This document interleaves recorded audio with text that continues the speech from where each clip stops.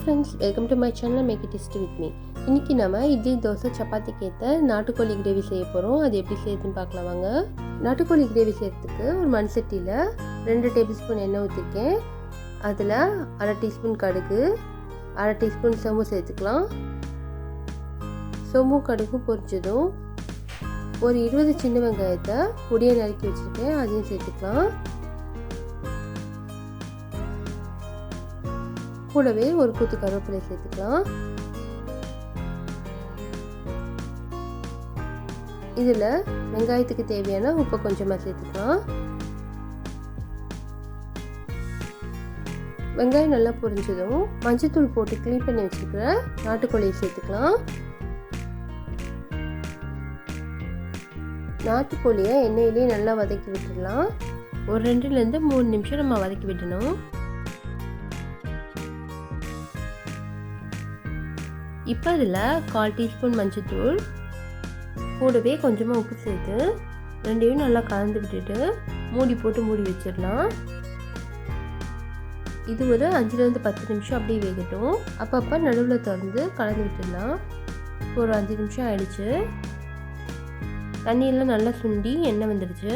கோழியும் ஓரளவு வெந்து நல்லா கலர் சேஞ்ச் ஆயிருக்கு.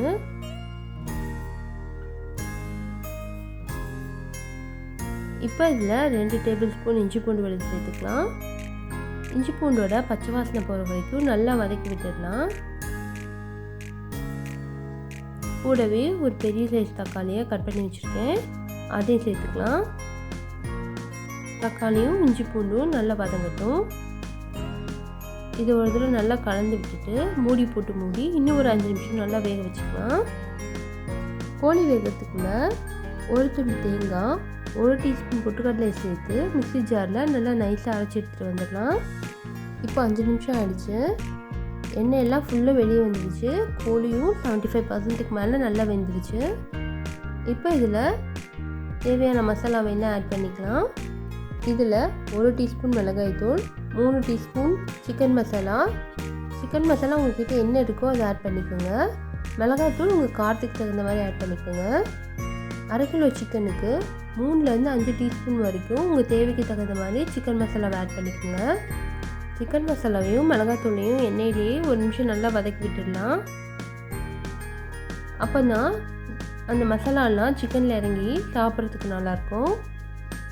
மசாலா சிக்கனோட நல்லா கலந்ததும் இதில் ஒரு 1/4 கப்பு தண்ணி ஊற்றிக்கலாம். அதாவது 250 ml தண்ணி ஊற்றிக்கலாம்.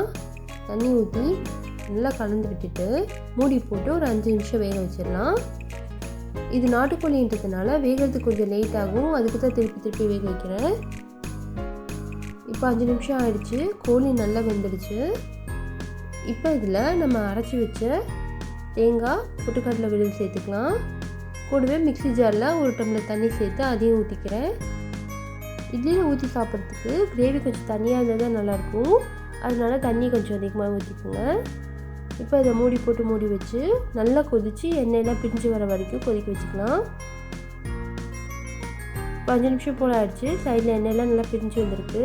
இப்போ இதில் கொஞ்சமாக கொத்தமல்லி தலை தூவி நல்லா கலந்து விட்டுடலாம்.